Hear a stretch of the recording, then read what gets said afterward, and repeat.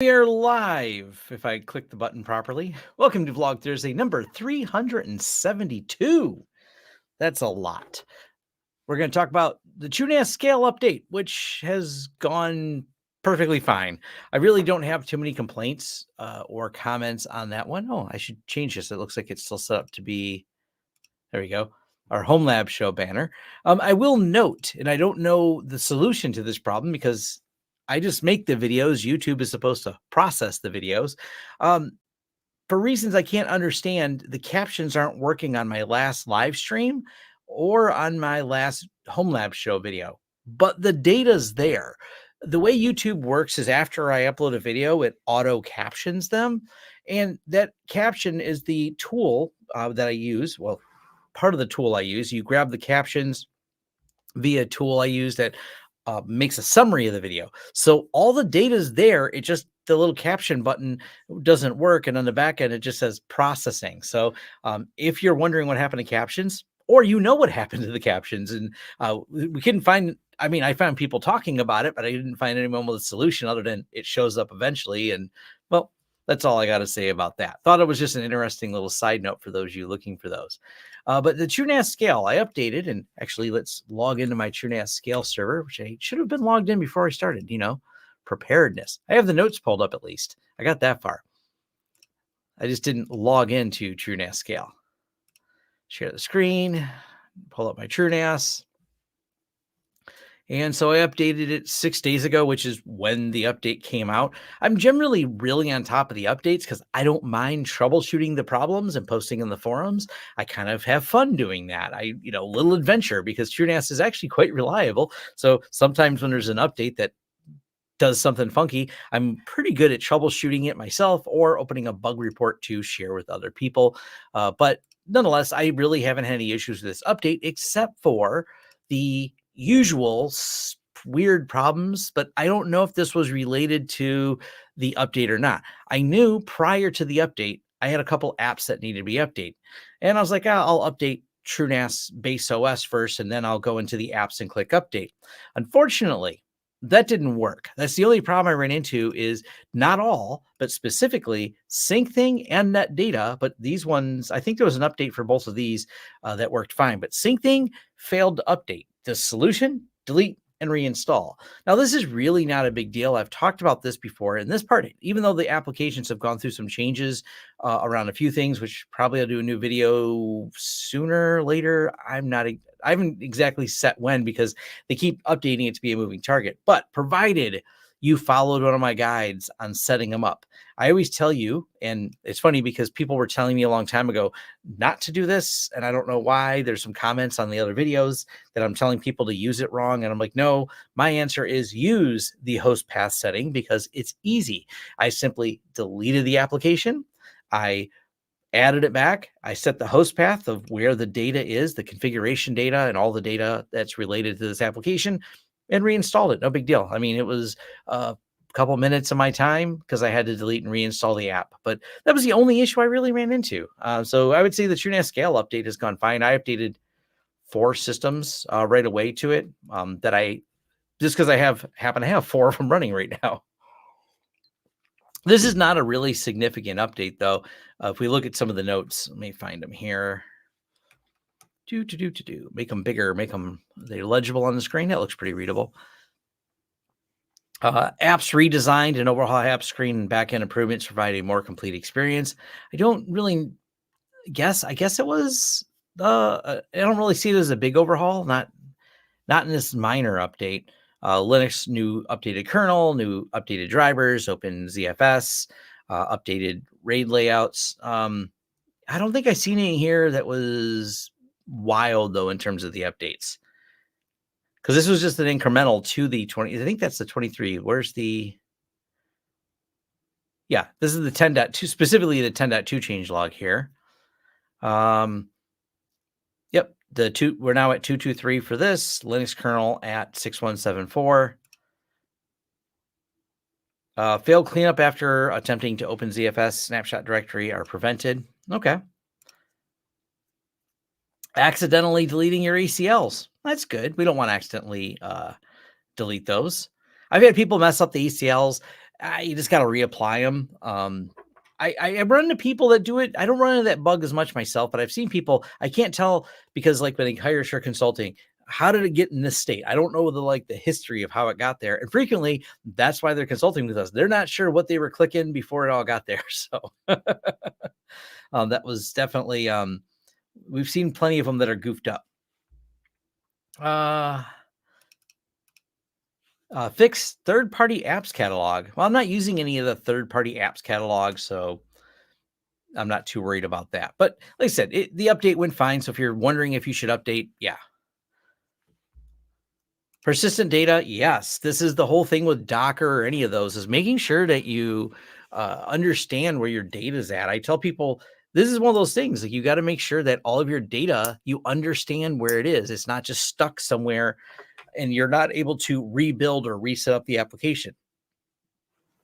It's like, to me, just part of the planning I do when I set up the apps is I set the app up, maybe throw some demo data in there, and then I try to rebuild it, and walk through the process. But yeah, one of those things. Do you have any other options for DNS resolvers?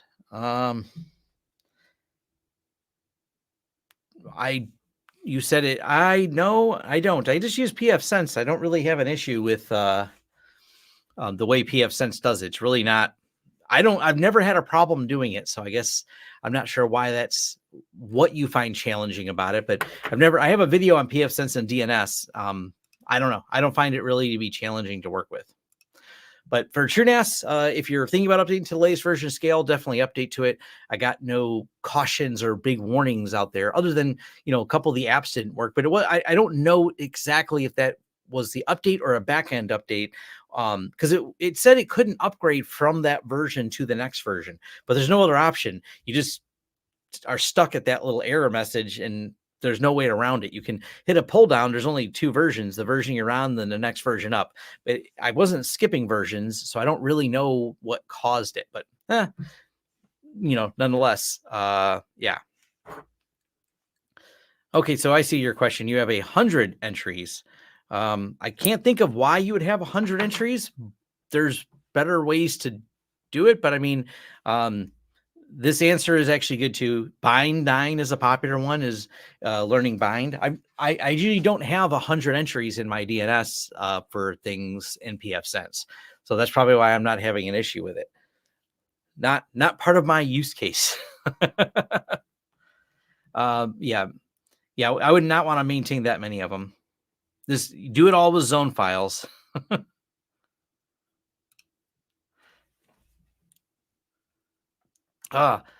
Next, I want to talk about Zen Orchestra and get that out of the way. This last update was super cool. And I'll pull it up at the same time. We're going to go over, because I just finished a video that's uploading right now.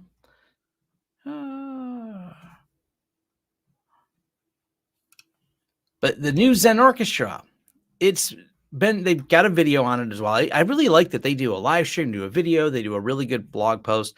They've been talking about the popularity. It's funny because we've got more people contact us today. Someone I was just reading in our Slack at work here, someone talking about the price increases. Two different people complaining about the price increases that are substantial. I think one of the increases, Brett told me this morning, I think the price jump from when we first started quoting it to the new VMware price, now that the client is thinking they want to go with it, I think it's a $30,000 jump. And that's it. It's just incredible how much more VMware costs now for people that want to use it. But back to what does make some sense and whatnot. Oh, cool. I didn't even realize I got to mention. I just now noticed this. This is serendipitous here. I did not know that I had a series of them. So how to get started with the XCP-ng networking explained and how to set up Windows VTPM. I did do all those videos, and Two Guys Tech. Also, I'm going to mention him, Rich. His video is really good. I like his ESXi versus XCP-ng video. If you haven't seen the Two Guys Tech video, and I'll just throw the link to this blog post. It's got everything in here for you. But yeah, absolutely. I did some good videos on there. They've got a lot of great stuff. So it's really cool to see that all of us getting a mention on there. I got to make sure I send it to Rich. Me and Rich are working on some ideas. We want to do a video together as well from Two Guys Tech. And yeah, that's definitely, on my to-do list. We're going to talk about hypervisors and things like that. But they have made public their whole new UX design. I got to see it a while ago, so I know it. I kind of know a little bit more what's going on behind the scenes. They posted a little bit about this before, but I've actually been talking with some of the people at Vates, and now they're making a lot more of it public as they kind of narrowed down the design. They have a dedicated people doing this. It's really nice the way they're building it. The whole design architecture, it's just going to be really nice. People are complaining, so to speak, that it's taking a long time. I've seen that in the comments, but I'm like, I'd rather take a long time, do it right, and of course, get the dark mode looking right, the UI is looking right, than hurry into it like some of the other places have. So definitely, and this is very much what their XO Lite looks like right now. So you can kind of get the ideas of how these are going to look. It's a really nice UI that they're putting on top of it. So they're doing just a great job of all of that. But carrying on a little bit further, let's go down. The beta 2, that's the one I used in my getting started video. They've made a few more things. They got a backup retry that's now been added to Zen, which is pretty cool. So if you have any backups that fail, instead of them just failing, you can actually tell them to retry again that particular backup, and you can set that. I think that's a really cool option. This is neat too. They've got improved VHD loop detection for the mirror backup capability. Mirroring backups is really neat because you can tell, instead of backing up from one VM to multiple destinations, you can back your VM up to a singular destination and then take the destination and mirror it. So instead of having to try to stagger that bandwidth usage, you can schedule the job to take all your backups and run them locally, and then pick a different time to take all those local backups that you have on any storage device and then copy them over using the VM mirroring tool. I don't know if I'm going to do a dedicated video on that. It's really simple to use, but it's just so cool that that they've done that.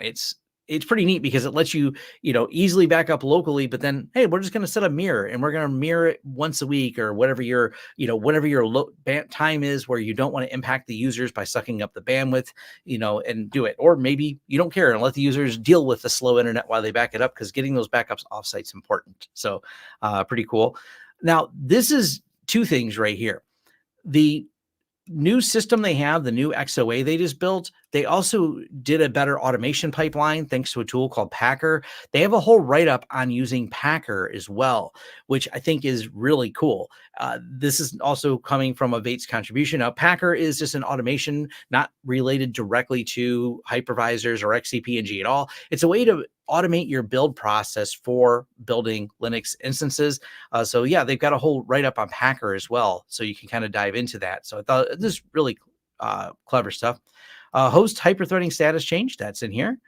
So if you have that, I think there's a couple times in the forums where people wanted to understand it. I think it has to do, if I'm not mistaken, it says, yeah, for years ago, we added a plugin XCP-ng to see if a host was using hyperthreading SMTP. It's useful for security, but also for licensing reasons. Yes.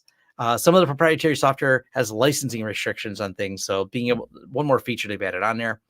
Updates to XO Lite. They're getting slowly but surely. XO Lite is getting up to date. So I think that's pretty cool. That's going to take some time, but I am looking forward to it. Probably later this year, they're going to have a lot more on it. And once again, more of the UI stuff that they're talking about here, color context, some updates to the load balancer. I've not done a video on that, but the one I think a lot of people, and this is what I did just finish a video that's uploading right now, USB pass-through. This is exciting. So now we can do this right in the UI. That is just really a feature I think a lot of people have asked for, making pass-through easier. So I did a video on PCI and USB pass-through. Having this in here is what inspired me to do the video with the USB. I was going to just do a PCI pass-through, but since this dropped today, I recorded the video this morning right after they dropped this. I'm like, perfect. The updates are in, the patches are in, this all works. So yes, definitely a really cool feature, being able just to click and pass them all through. Plus, I know people have been wanting the PCI pass-through video. Oh, let me answer some questions before you go further here. Let's see.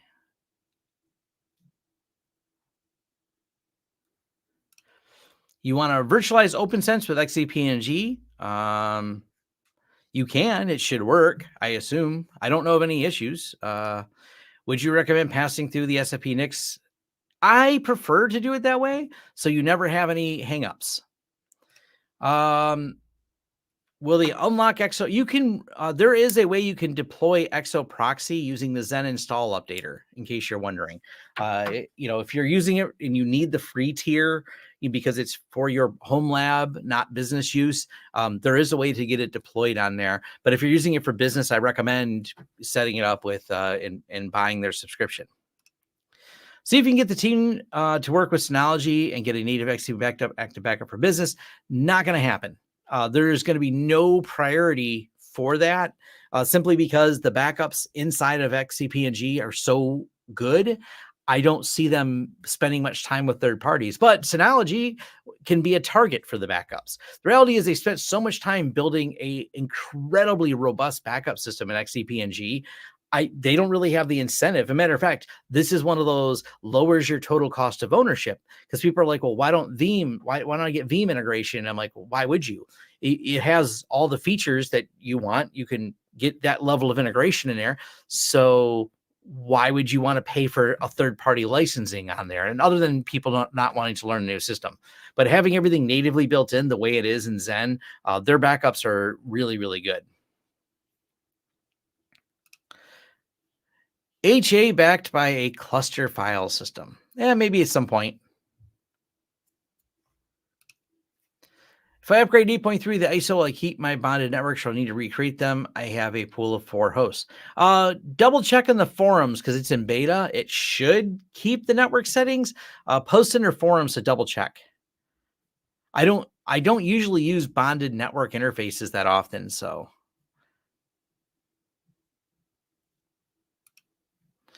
How do you go about VDI with XCP-ng? I don't. I mean, whatever VDI solution you want to work, it just runs virtual machines. It's not figuring out how you want to do VDI is separate software. What's the program in Linux? What the program for Linux have I been pwned, but it will actually show your data's been pwned? I don't understand your question. Are you talking about the password? How do you check if your password's been pwned?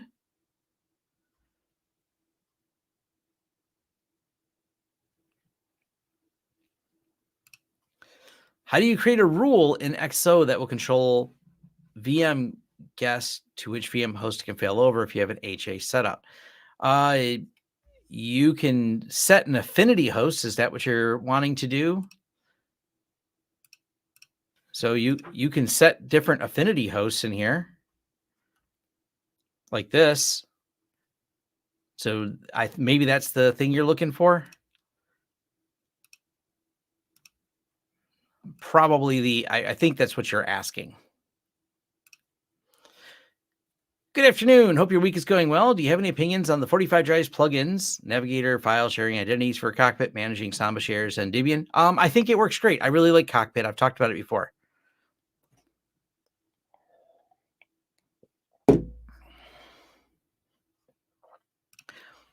Any reviews on Wi-Fi 7 APs coming up? Not hot on my list. I don't know why people get so excited about them. If I wanted the views, if I was focused on views, I would definitely jump on every Wi-Fi 6 then 7 video. But it's not what we're really using in the commercial space as much. That's part of the reason I don't jump on them. It's easy for me to do videos on XCP-ng or TrueNAS because we use it so much. And the Wi-Fi 7 is not like the request we get as often. So I don't see them as often. I might, but I don't know. It's kind of it's always one of those problems of everyone loves benchmarks, but they have the least amount of meaning when it comes to Wi-Fi. And the reason why is because unless I have it in a Faraday cage, I can't do an accurate test because everything interferes with Wi-Fi. I was playing around one time and I love, maybe I should do a video on this. I put my laptop on a Lazy Susan. By spinning my laptop around, it would lose a few decibels either way on the Wi-Fi signal. You'd watch the signal go up and down. You could turn it at different angles and change the speed test results that you would get on that test. Wi-Fi is very reflective and it's very running into things. So it's hard to get perfect speed from it. So when you get a faster one, cool. But most of my downloads, like I I don't care how fast it gets to my phone. Can I watch YouTube on my phone? Awesome. If I need to, in the case of like video editing, I'm not video editing over Wi-Fi because it's just not fast enough. That's why I don't get as excited about the Wi-Fi stuff. Maybe I just have a weird view on it.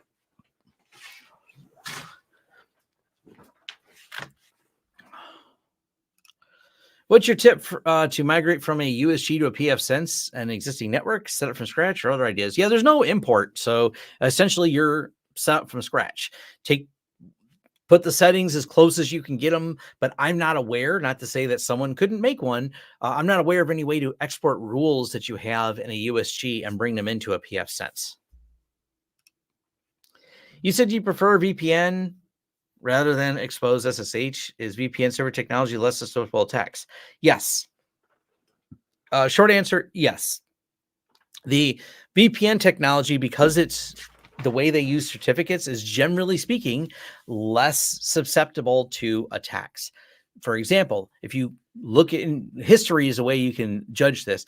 Go back and add up all the flaws that we found in OpenVPN, and then go back up and add all the flaws that we've had in SSH. And we've had a few more this year already, I believe. I think we've already had 2 SSH problems come across this year.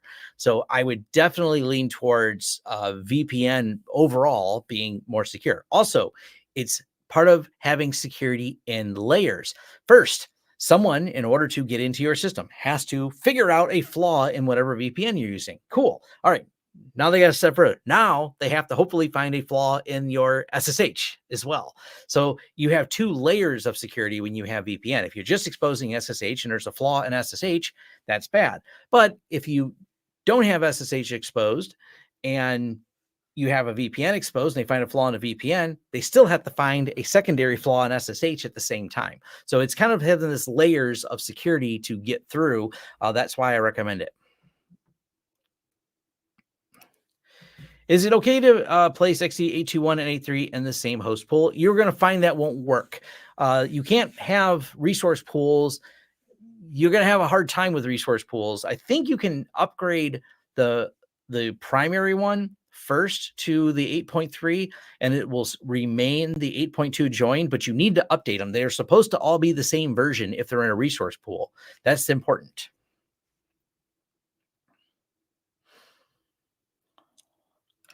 So true about the Wi-Fi signal. Spent years testing LTE for AT&T, and the amount of variables and a nuance will make your head spin. Yes. Can you do a video configuring and securing a log server so the system's logging into it can't access or tray evidence?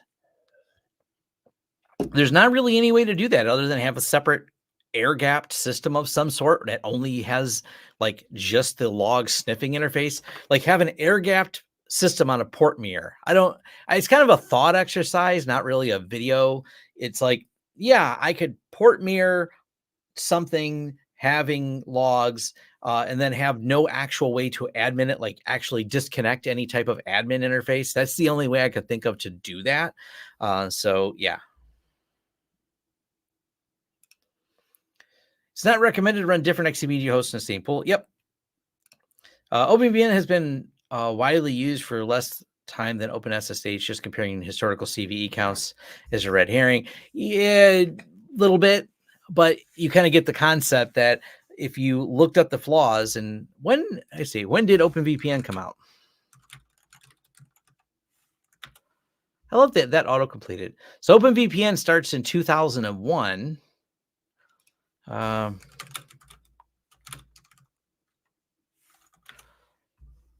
And SSH2 is 1998. And I chose SSH2 because it's a big departure from the original 1995 SSH. SSH is 95, SSH2 is 98. So they're only a couple years apart. They've been around for a long time.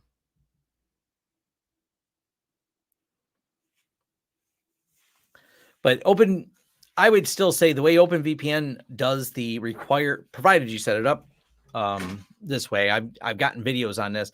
You set OpenVPN up to use the certificates and it works well. Wouldn't fail to pan indicate your VPN was compromised. You start getting random SSH login requests. I mean, maybe if you, it's not necessarily that your VPN failed, but if you have non-exposed systems, you have SSH internally running, and suddenly lots of things are trying to log into it.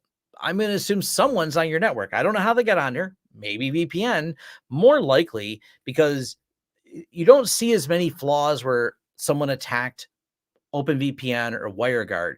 They either A, have stolen credentials, there's a pretty popular attack, or B, and B is the more popular option, you clicked a link that got people shell access into your system. That's super common. That is where most of the things, like stopping people from clicking on things, is the bigger attack vector that we deal with more than anything else. Any plan to review Verge OS? Well, seeing as I've never used Verge, I have no idea. Not likely I'm going to do it. What is Verge OS? I'm assuming it's this. Verge IO. Verge OS versions. What is it? Oh, VMware alternative. You know, there's a bunch of these companies starting up. Is it open source? Why would I? Yeah. Why would I even consider a closed source option? That's a lot of the so no interest in this either. The problem I have with any of the closed source ones is they all end up like VMware. Ace Magic with built-in malware. Yeah, my friend's been covering this.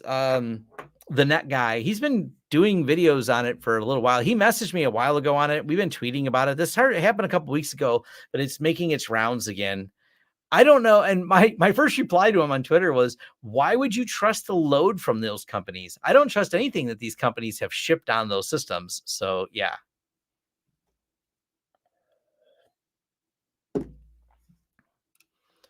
So what goes the logging server? If a skilled attacker can just connect the logging server and destroy evidence of compromise. There must be a way to secure it. No, there's not. There's not a magic button, because if there was a magic, I want to make this secure button, we would put that magic secure button on each thing. So then no one would compromise anything. So you have to isolate each of your systems to prevent lateral movement. That's the solution to it. There's not like a magic to it. It's constant levels of isolation. So for example, my Graylog server, the username and password and all the things it takes to get into my Graylog server don't match any of my other servers. And my Graylog server also is isolated from things it doesn't need to talk to. That's my solution. There's not like a more magical solution than that. It just usually when they get credentials, and this is whenever we've done incident response, it's always the same story. Especially you talk to a lot of IR people, read different reports. You're like, oh, they settled on this password for everything admin has the same password. So they run through and do lateral movement. We had a company in July, same password everywhere. There was no question as to how the threat actors wiped everything, including their backups. Their TrueNAS. Everything had the same username and password. It was that's, and people are like, but it's hard to have it all separate. I'm like, yes, it is. Maybe I missed it. What is the recommended within pfSense framework? OpenVPN or WireGuard in a professional setting for a client connection? Us, that is.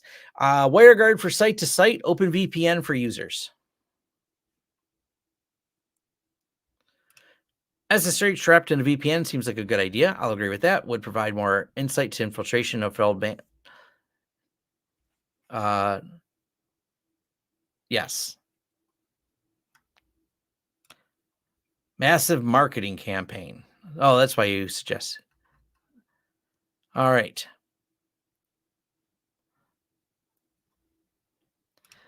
No, I don't know. I looked at Harvester. It doesn't look very complete, and it's not as well supported as XCP-ng.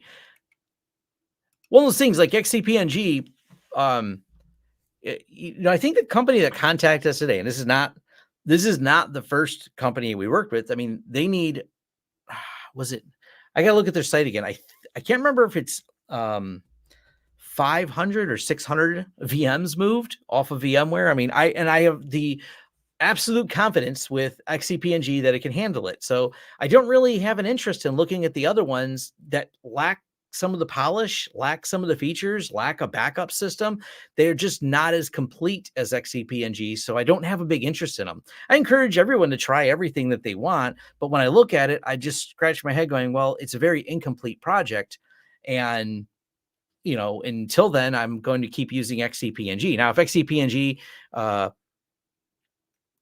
wasn't good or was incomplete or was unstable or unsupported or didn't have a very big active user base, active development, and great documentation and a support contract people can buy, then you start looking at other systems. I do like someone suggested, where did it go? Yes, send your logs to a printer. Absolutely. I mean, WireGuard is fine if you have users, but WireGuard doesn't have a username, password, or any type of management of usernames. Therefore, I suggest OpenVPN. We do a lot of people having OpenVPN, then you tie it to whatever authentication system they have, such as Active Directory. This just makes it easier because now your user management is tied to your user management system. You're not trying to go third party for user management.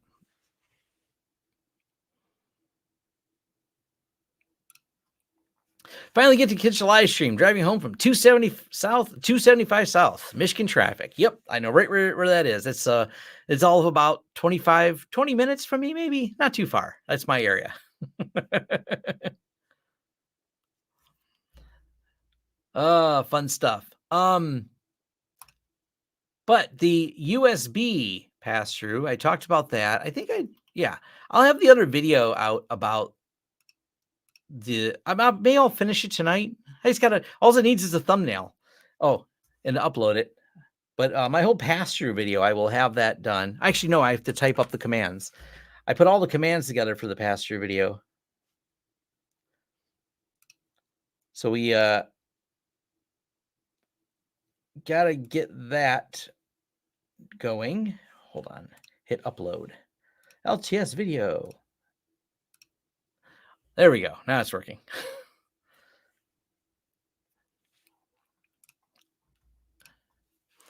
How do you typically host XO? I didn't want it in a VM running XCP-ng servers or an issue with that server. I ran in Ubuntu VM.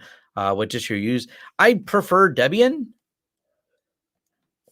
Debian's my go-to for that. Works fine. You can run it in a VirtualBox and it works perfectly fine. You don't have to run it on the system. It just depends on your use case. But yeah, XO running in VirtualBox, no problems there. Definitely a very valid solution if you want to run it that way. Let's see here. What else did I have in my notes? Close that. Close all these windows.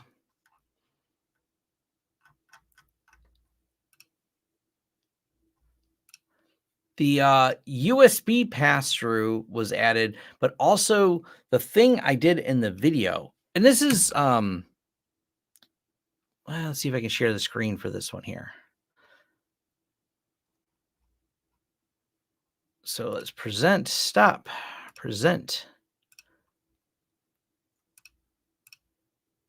There we go. This is what the video is all about, is how to pass through the PCI devices in there. Something a little bit confusing is people kept telling me it's more so in the Proxmox that you do everything through the UI, but it looked like to me when we set up the Hashcat one, I'm not as experienced on Proxmox, you still have some command line to do. And a number more people kept telling me that you can't do the same type of pass-through in XCP-ng. So what I did in the video was show how you do all these different parameter sets inside of here in the video. And it looks a little daunting for people who don't know how to use command line. So I kind of get that, but it's really not that big of a deal. If you want to do these parameters, it's pretty, let me, it's LSPCI, LS, to list the devices. Then you just find the device you want to pass through. For example, in the video demo, I passed through the Realtek adapter, which is right here. So you just, copy paste the ID on there, and then you pass the PCI ID through to the VM. It's only a couple steps. It's not a long video on how to do the pass through. It's in their documentation how to do this. I don't use this a lot because it's not something we get a ton of requests for in the business space. Now, when it comes to the user space, the home users, oh yeah, all the time. This is a popular request in the forums. That's why I did the videos. I think this gets more home users into it, being able to understand how they pass through devices, making it easy to pass through things like the USB devices or any of the PCI cards when you want to do different things. My example I have the in here is the AverMedia card. There it is. I just had an extra capture card, so I put the capture card in there.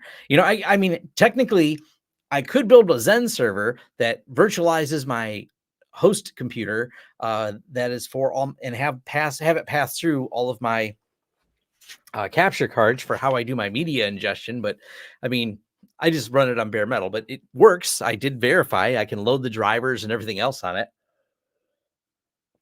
So it's pretty straightforward to do. Like I said, that video will be done pretty soon. I'll have that one. I don't know if I'll release it tonight or tomorrow. I just got to do a thumbnail, and I have all the commands in my notes. I just got to take my notes and convert my notes over to a forum post so people can copy and paste everything.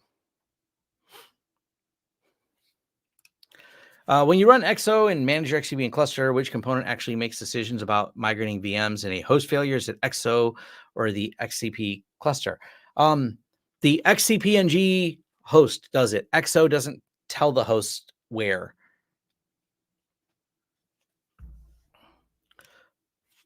Yeah, if you're running XO dies, HA, it automatically restart and host another instance. Yep, they will.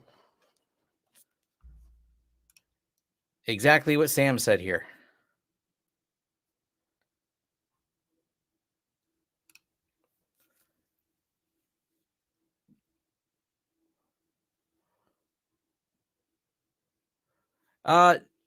No, not the same with backups. Backups are completely run.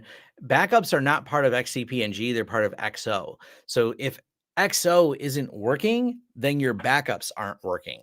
The way all the backups do is they funnel through the Zen Orchestra instance. So yeah, the backups do not work unless XO is working. Not a big same backups, restores, etc.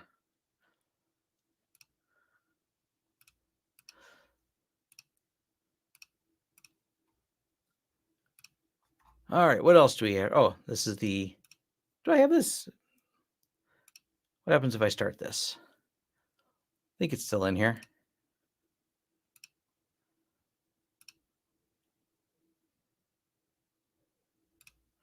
Oh,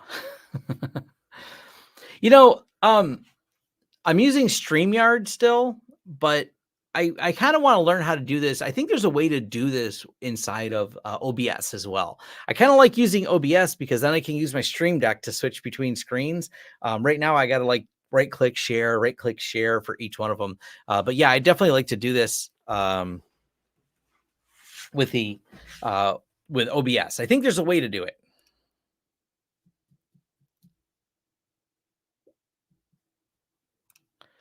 What's the verdict on the TrueNAS scale update? I did that earlier. I say 2 thumbs up to the update. It didn't break any virtual machines. It definitely, I had a couple app updates that I don't know if it was related. The apps broke, but all I did was reinstall the apps and then they worked. Is there a way to change the console resolution of XCP-ng? No, not of XCP-ng, but you can change. Here, let's do this.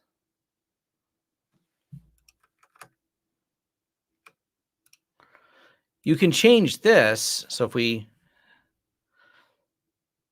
stop the VM,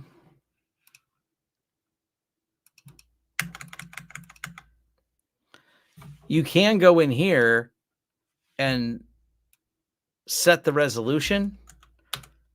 I hit the escape key to get in here. And you can set the resolution here. So you can set it if you're using the UEFI settings, you can do that. Is it possible to set up HAXO XA behind your lab HA? I don't understand your question. Use cases where you use TrueNAS Core versus TrueNAS Cal. I'm still pushing TrueNAS Core because it works perfectly fine for business clients who just want storage. They don't care about apps. That's most of my business clients. Very, very few, maybe zero of any of my business clients run apps on their storage server. They're usually using it as a storage server. End of story.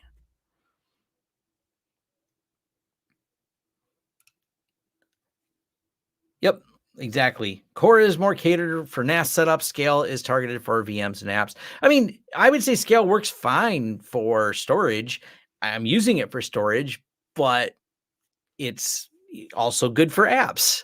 But that also comes with the fact that there's a lot more frequent updates. And when it comes to business use cases, less frequent updates are a happier thing for things you don't use. No, they're not using Spice. I forget what they're using on the back end, but it's not Spice. What VMs do you host in TrueNAS? The only thing I host in TrueNAS is one VM, mostly for a proof of concept. That I just want to know if it works. I don't feel like building a VM each time I update. So I have one Debian VM in my TrueNAS, and it's actually my jump box. That's the only thing I have running in there is a Debian jump box. So I have I've talked about it before, a little MacBook Air, but I don't have my SSH keys on the MacBook Air. I don't want my SSH keys on the MacBook Air. The Air is a really easy, and even though I've got encryption and everything else, it's easy to wander off with a small light laptop. So I always SSH to my jump box where I do have a set of keys that allows me to pivot to other places.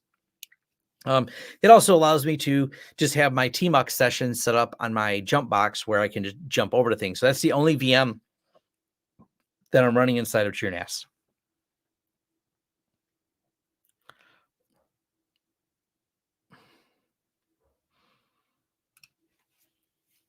Yeah, they just sometimes break things. You're not wrong about that at all.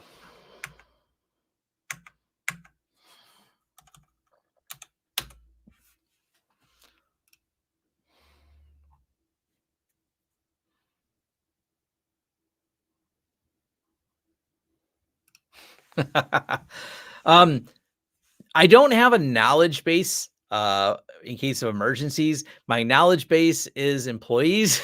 If for some reason I am out of town and everything goes wonky at home, I would say my staff knows how to work things. So I would just send my staff over. I know not everybody has that. So I would recommend documentation. That is probably a better solution. Not everybody has employees that they can say, hey, let me open a ticket called Fix My House. My office is only about a mile from my house, and my wife has keys. So she could also go work at my office if she needed internet and couldn't. So that's also an alternative plan to be able to do that.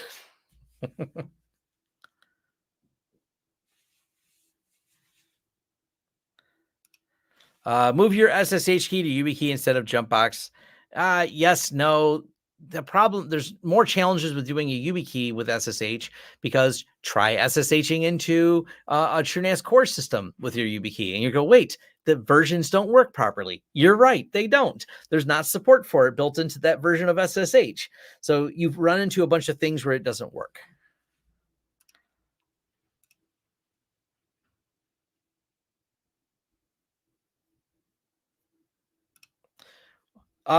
It's gotten better, but you're not wrong. That it's definitely bad experiences with the way they did their K3s. Yes. Yes, you're not wrong. And it's still where a lot of the updates are. If you look at the update notes, you'll see lots of times you're constantly working on the apps. That's why there's more updates for Scale than there is for Core. I mean, it is what it is. It's an ambitious project. I'm glad they're moving forward with it, and it does add some cool functionality to that system. I mean, I do run a couple apps on my server. Where's it at? Too many links.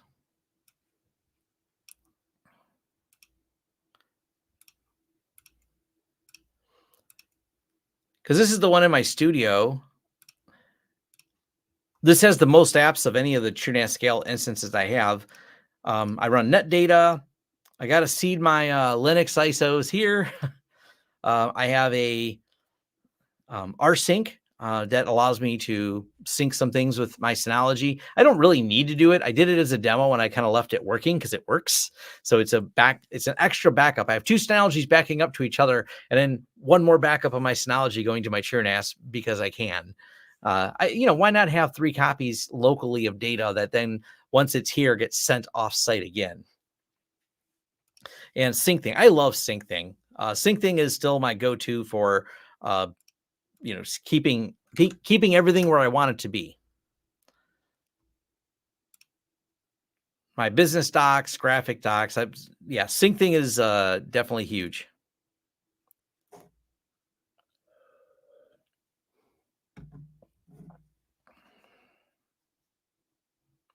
Yeah, SyncThing broke with this last update, but as I commented earlier, the solution I have is I mean, I'm not afraid to delete SyncThing anytime it breaks because all my data is stored right here. So that's where the data is at. So as long as if it breaks, no big deal. I just delete it, point it back at the host path. Have a great day. Confusing articles. Yeah.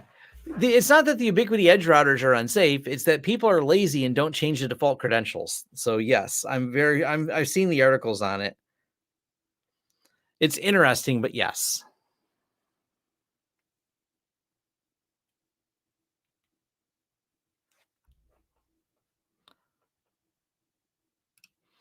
I run Linux, so all of my stuff is all just done with SSH. SSH is how I handle any of it. I'll admit Teleport is pretty cool. I just don't like having to run another app on all my systems. I like just normal SSH.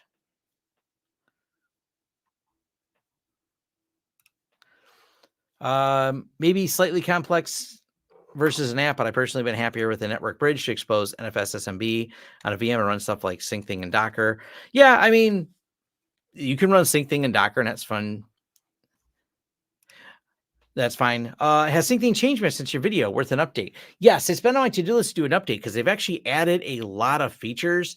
So why not make a new video on it? And I realize I've been using SyncThing for like I think 10 years now. So and I've been doing videos on it for almost as long.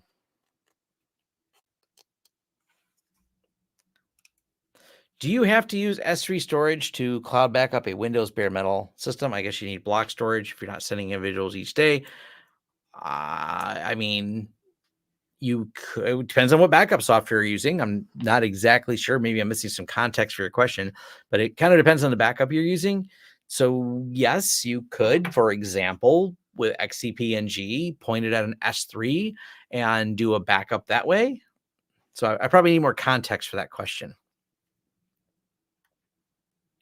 But SSH all day. Actually, I mean, did I ever switch? Ooh, this is a question. Let me see if I can bring this up. Nope, not that one.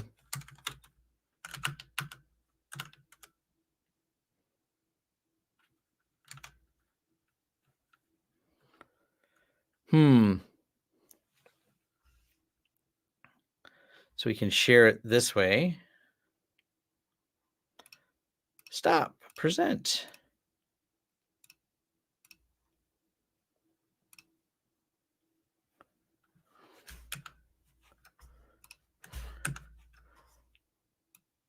See if I make it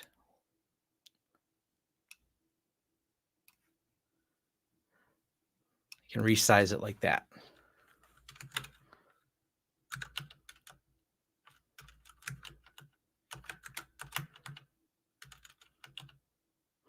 I don't have the other one in here. Which one do I have in here?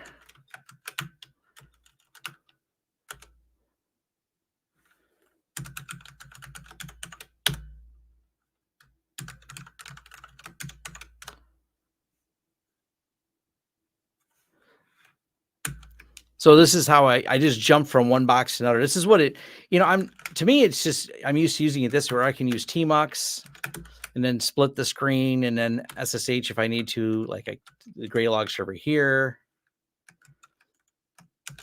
or SSH into my forums. Oh.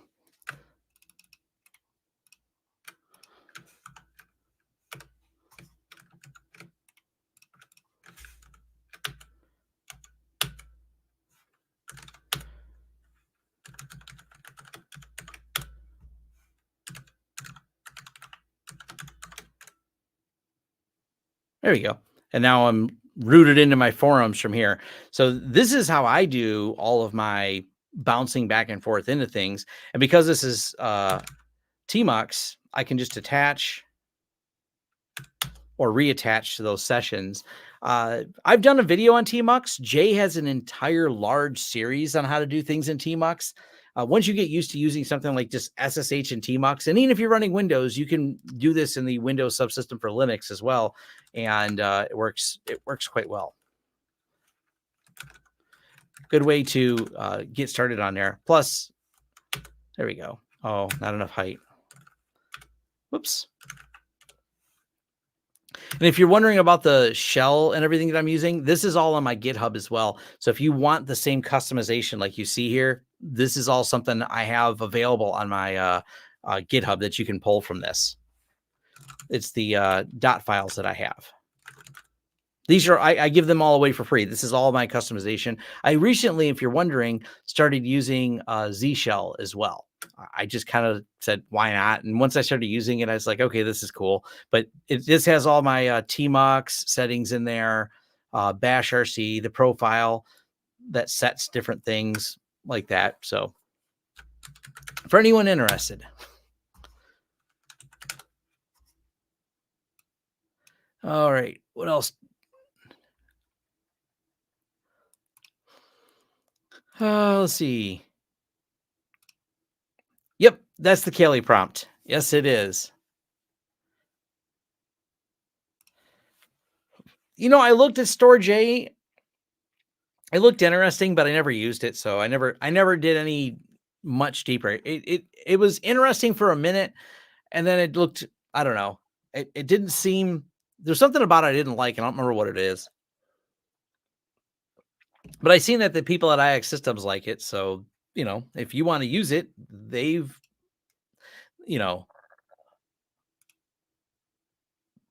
the people at IX Systems seem to be like, I think they have some plugins for it. I'm trying to think of what they had, or is an article about it or something like that, but that's something I'm using. ZSH compatible bash. Yeah, I haven't really found anything that doesn't work. So it's not, I made notes in my my GitHub about it. Like you can switch, you don't have to. By the way, these my dot files, they work with both. So you don't have to. By default, it doesn't switch you to ZSH. So if you want to use ZSH, you can. And I made notes about it. So here's my GitHub. I'll throw a link in there for. I try to post more on my GitHub for anyone who wants any of the commands or whatever it is I'm doing in videos. I mostly post things in my forums, but I'm putting more and more on. These things are easier. That way you can just git clone, or whenever there's a new version, just git pull and pull a new version of it to get your dot files update. Matter of fact, I'm working on, and I'm going to get there, is learning from Jay from Learn Linux TV. He's got a really nice automation that just keeps pulling all of his stuff automatically. So as he updates his GitHub files, and you run the git clone once, but then you can update all those machines by having them check when there's a new version. They can git clone and pull new versions. So whenever I make a push up to GitHub, it can pull down to all the other places.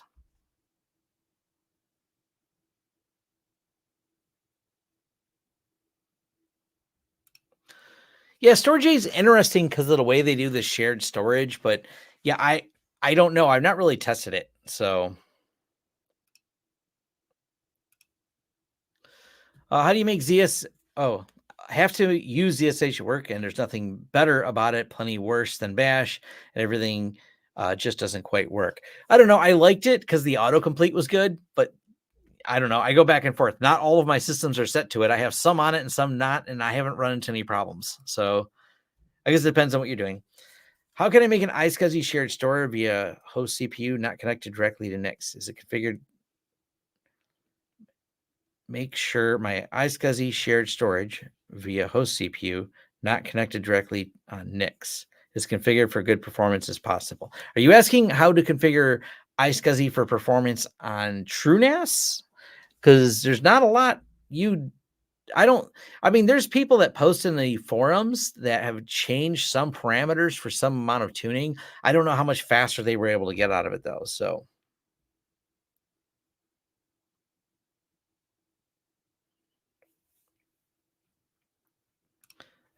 yeah, check out the XCPNG forums. They, like I said, someone was posting about some tuning things. For the most part, it works fine, and I don't mess with it out of the box. Most of the performance you get has to do more with the hardware you choose and setting up TrueNAS properly, or even Synology. I've done Synology with XCPNG, and it seems to work perfectly fine. But yeah,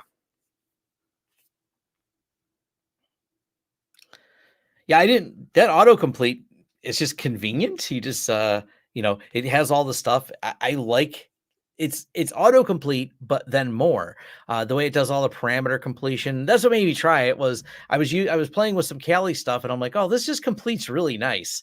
And I'm like, oh, that's ZSH. Let me just copy a lot of this stuff out of Kali over to what I do and modified it all. And I don't know. I've been happy with it, but I'm not unhappy with Bash. So why not both? I'm not that picky. But I'm going to end this here. So thank you all for joining. This was a fun live stream. I have more stuff planned. I will mention, because all of you are here still, I'm still working on the idea around doing like paid sessions where I do training, one-on-one, not some pre-recorded webinar, but one-on-one training.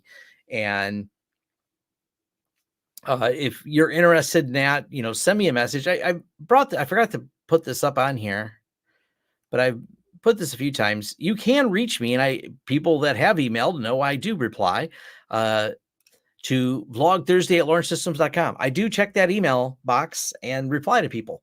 You get a reply from Vlog Thursday, and that's me, because there's still only one person right now working for Launch Systems, and that is this guy. So if you have things you want to send me or questions or whatever, but yeah, the training thing, I'm sorting out what I want to do for pricing, what I want to do for training, how I want to put a course together. And yeah, that's the fun stuff. Figuring out exactly how I want to handle all that. I'm thinking an XCPNG course is going to be the popular one. It's just so many questions. I did my whole getting started with it, but there's still some people that want more. And I think maybe a one-on-one class might be pretty good. That's what I'm trying to decide is what the rate should be. It's kind of crazy because I know what some of my friends charge for these things, and I'm trying to figure out how to make it reasonable. Do I bring in 10 people at $500 a person? I don't think that's an unreasonable amount. I do know a few of my friends that charge $3,000 a person. I just seen one of them post that on Twitter with some of the classes they're holding. That, granted, it's a 2-day in-person course. I'm not doing a 2-day in-person course, and I'm doing like a 4-hour course is what I'm thinking I'll do for teaching, not any longer. Maybe 3 hours of teaching and 1 hour of Q&A. I don't know. I haven't really decided exactly how I want to handle that, but it's something I'm thinking about. So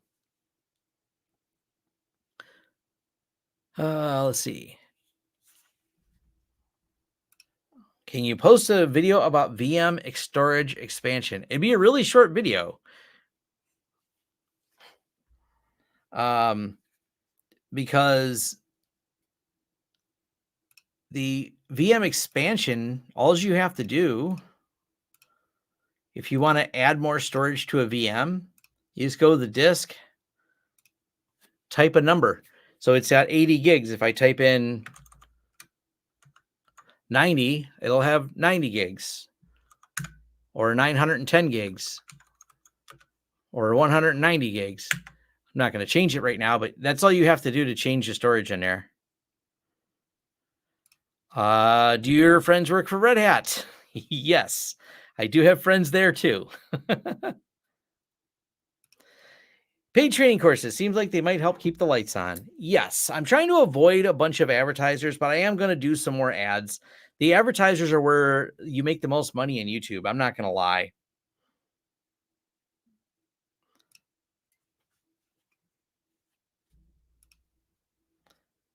How do you resize the drive in the host to expand or shrink the drive? I mean, that depends on what the host operating system is.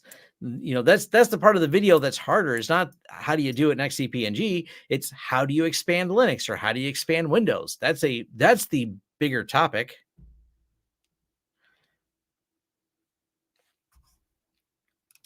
I am aware of, but I have never met Eli, the computer guy. He's been around a long time. I don't really watch his stuff, but he was forever ago doing YouTube things. F disk all the things. Do you go to the new Unify system they released? I've seen it. I don't know.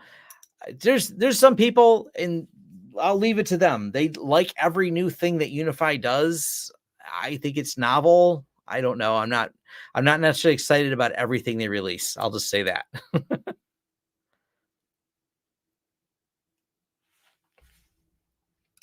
But I'll leave you all with that. Oh, there is a new version of Gparted out as well. So that just got released today. Where's that at?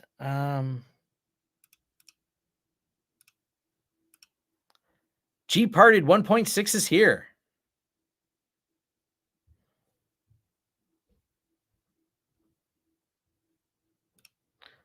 Yeah, Eli's definitely been around for a long time. But yeah, check out, there's a new version of Partition Magic out, kind of on that topic of doing things.